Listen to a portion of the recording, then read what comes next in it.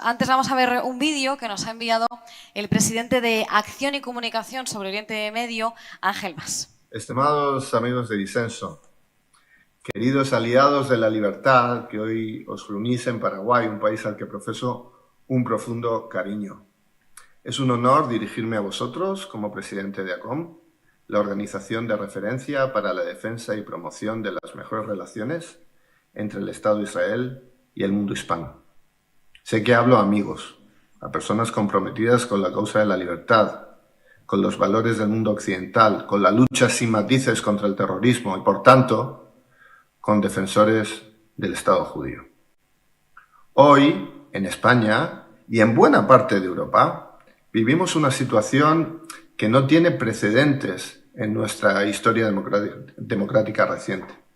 En nuestro propio país nos enfrentamos al gobierno más abiertamente antisemita desde nuestro retorno, el retorno de los judíos a Sefarad, que es la patria de los judíos españoles, a la que regresamos hace ya décadas. Un gobierno que alimenta, legitima y difunde el odio contra los judíos bajo el disfraz hipócrita del antisionismo. Pero no hay novedad en esta estrategia. Se demoniza a Israel con los mismos clichés, el mismo lenguaje, el mismo veneno que durante siglos se ha utilizado contra los judíos de carne y hueso. Ese discurso del odio forma parte de una alianza cada vez menos disimulada entre la izquierda radicalizada y una izquierda que se dice moderada pero que le sirve de coartada y el islamismo fundamentalista. Lo que une a estos actores es su odio común a la libertad, a los valores democráticos, a nuestras sociedades abiertas y prósperas. Y sucede con la connivencia cobarde de los pretendidos moderados, como si pudiese haber equidistancia entre la justicia y el horror. Frente a esa oscuridad, frente a ese proyecto totalitario, Israel es un faro de luz en una región marcada por la opresión, por la persecución religiosa, por la negación sistemática de los derechos más básicos, para los judíos, pero también para los cristianos, para los yazidíes, para los drusos y para tantas minorías que al final en Israel encuentran el único lugar donde vivir en libertad y con dignidad. Y sin embargo, esa democracia vibrante y plural es vilipendiada, sin descanso. El dinero de Qatar, la propaganda iraní, la complicidad de ciertos medios de izquierda y de derecha han creado un ecosistema tóxico donde se deshumaniza al pueblo israelí, se criminaliza a sus representantes y se aplica un doble rasero vergonzoso a sus instituciones y a su defensa legítima. Basta mirar la operación militar actual contra Hamas en Gaza. Jóvenes israelíes, reservistas, se juegan la vida para rescatar a más de 50 secuestrados, retenidos hace ya casi 2 años en condiciones inhumanas. Y sin embargo, se ataca a Israel por intentar liberarlos. ¿Qué democracia del mundo no haría exactamente lo mismo? Defender a Israel hoy, defender su derecho a vivir en paz y a defenderse, no es una causa marginal. Es una causa central y justa para cualquiera que tema la falta de brújula moral, esa falta de brújula moral se asiente en cada una de nuestras naciones. Y sin embargo, los que mantenéis esa claridad, los que tenéis la valentía de decirlo alto y claro, sois precisamente vosotros etiquetados como ultras.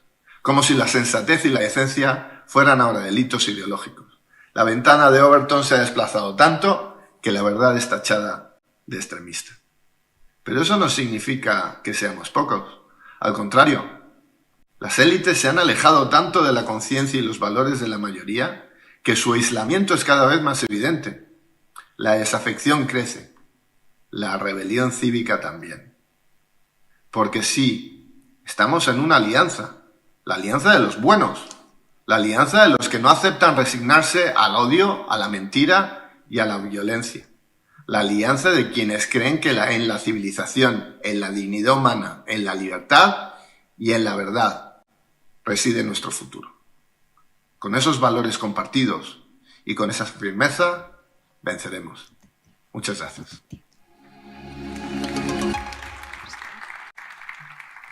Y después de escuchar a Ángel Mas, presidente de ACOM, ahora sí escuchamos y recibimos al excelentísimo embajador de Israel en la República del Paraguay, Amit Mekel. Un aplauso para él, por favor.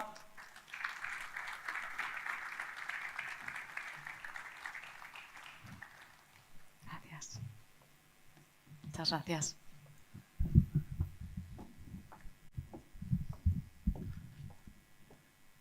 Boa noite. Desculpa, eu vou falar em inglês. Your Excellencies, distinguished panelists, dear friends, thank you for the invitation to speak at this important forum and for the honor of addressing such a committed audience.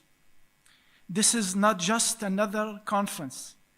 It is a space where those who value truth, democracy, and moral clarity come together to stand up for the principles that define the free world and that today are under attack. As the Israeli ambassador, I often represent my government in official meetings, but today I want to speak to you from the heart as well, not only as a diplomat, but as a father, a husband, and a soldier. I am not Jewish. I was born and raised in a small Druze village in Israel. I served in the Israel Defense Forces as a paratrooper. My brother currently serves in a special unit, and my father served in the army for 25 years. We are not Jews, yet we are Zionists. And we are proud to be part of a country that defends not just its own people, but also universal values, democracy, tolerance, and life. The men and women of the IDF come from every corner of Israeli society, every ethnicity, every color, left and right, religious and secular. When I was 24, I met my wife Karen, a Jewish woman, granddaughter of Holocaust survivors. Many of her family was murdered by the Nazis in Auschwitz, Majdanek, and Treblinka. We chose to build a life together based on Jewish identity and Israeli values. In 2017, I went to Auschwitz myself. I walked through the gas chambers. I saw what hate can do. I made a promise that day to God and to myself to dedicate my life to protecting the Jewish people and the Jewish state. On October 7th, the world witnessed the largest massacre of Jews since the Holocaust. 3,000 Hamas terrorists stormed into Israel. They butchered over 1,200 innocent people, babies, women, the elderly, just because they were Jews. It was not just a military attack, it was an act of genocidal hatred. Proportionally to Israel's population size, the October 7 massacre is equivalent to the United States experience 29/11 attacks in a single day. And these moments, the raped women, the beheaded men, the burned babies alive, they killed parents in front of their children and children in front of their parents. They dragged 255 people, both living and dead, into the dark tunnels of Gaza. I heard a conversation shown at the International Court of Justice of a Hamas terrorist moments after murdered Jews. He didn't call his commander in Hamas or Islamic Jihad. He called proudly his parents and said, and I quote, "Mom, Dad, I killed 10 Jews." And his mother, with tears in her eyes, replied, "My dear son, I am sorry I wasn't there with you." This is not just terrorism. This is the glorification of murder. While they fight for death, we fight for peace. Today, 53 Israeli citizens continue to endure captivity in Gaza after more than 613 days of suffering. October 7th was a turning point, not only for Israel, but for the entire West, because the anti-Semitic hatred that caused the Holocaust never disappeared. It only changed shape. Today, it marches on college campuses. It hides behind false slogans. It burns Israeli flags in the streets of some European and Latin American countries. Defeating our brutal enemies requires both courage and clarity. Clarity begins by knowing the difference between good and evil. Yet, many anti-Israeli protesters, many chose to stand with evil. They stand with Hamas. They stand with the people who came into the kibbutzim, into a home. The parents hide the children, the 2 babies, in the attic, in a secret attic. They murder the family, the parents. They found the secret latch to the hidden attic, and then they murdered the babies. These protesters stand with them. They should be ashamed of themselves. Anti-Semitism today is not limited to Israel's borders. It's not confined to extremist networks in the Middle East. It has infiltrated the heart of the West, in cities, in media, and even in the best-known institutions of learning. In the days and weeks following October 7th, Jewish community around the world were not met with sympathy. They were met with suspicion, or worse, with blame. While Israeli families were still burying their dead, while hostages remained in terrorist tunnels in Gaza, thousands marched in Western capitals, not to denounce Hamas, but to support its crimes. On the campuses of Ivy League universities, Jewish students, some of the grandchildren of Holocaust survivors, have been spot on, harassed, and silenced. Students waving Hamas flags stood unshamed, while Jewish students had to hide their Stars of David. This is not free speech. This is the normalization of hate. Just recently in Washington, D.C., the capital of the free world, 2 employees of the Israeli embassy were shot. Both were targeted. Why? Because hate does not check passport. This was not just an attack on 2 individuals. It was an attack on the very idea that Jews and their allies have the right to live in peace.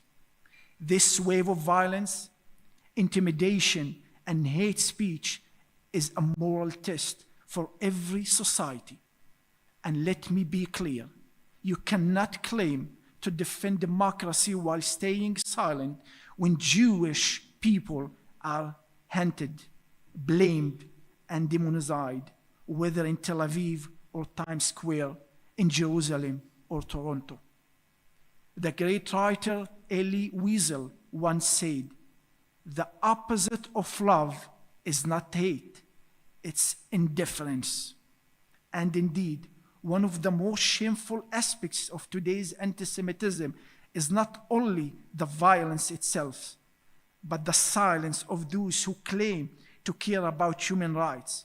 When anti-Semitism is met with indifference, when terror is met with context, when moral clarity is replaced by moral confusion, evil wins.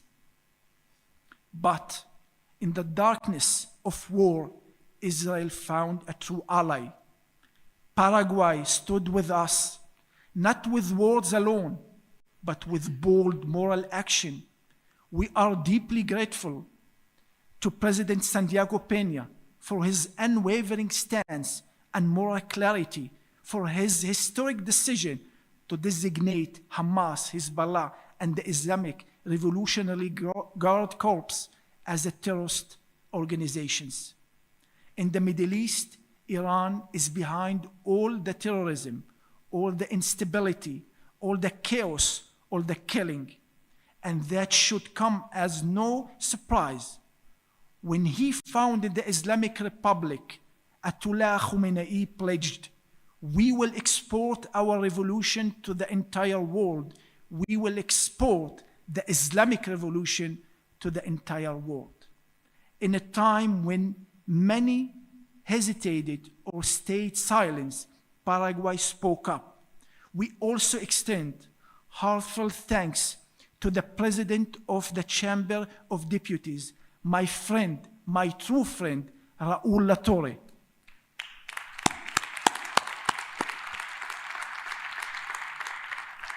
Who has visited Israel 3 times since October 7th, an action of solidarity that Israelis will never forget. This is not just diplomacy, it's a friendship, it's a courage, it's shared values in action, and it is a reminder to the world, even in the most difficult moment, there are nations who chose the side of truth and life.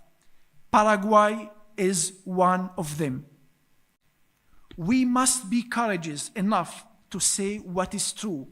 We must be united enough to stand by it. We must be loud enough to say, never again. Anti-Semitism is not a Jewish problem. It is a human problem. It is a civilization problem, because history has shown time and again that where Jews are persecuted, darkness soon spreads to others. To defend Israel is to defend the West.